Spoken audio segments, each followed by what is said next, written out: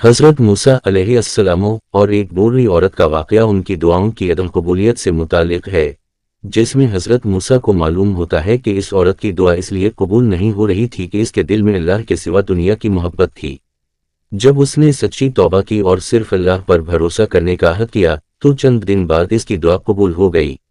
واقعے کی تفصیل۔ ایک بوڑھی عورت کا سوال۔ ایک بوڑھی عورت حضرت موسیٰ کے پاس آئی اور اپنی دعا قبول نہ ہونے کا شکوہ کیا۔ 2. حضرت موسیٰ کا استفسار۔ حضرت موسیٰ نے اللہ تعالیٰ سے اس معاملے کے بارے میں سوال کیا تو اللہ تعالیٰ نے ان پر یہ حقیقت واضح کی۔ 3. دعا کی عدم قبولیت کا سبب۔ اللہ تعالیٰ نے بتایا کہ عورت کی دعا اس لیے قبول نہیں ہو رہی تھی کیونکہ اس کے دل میں دنیاوی محبت موجود تھی۔ جب تک وہ صرف اللہ پر بھروسہ نہیں کرتی، اس کی دعا قبول نہیں ہوگی۔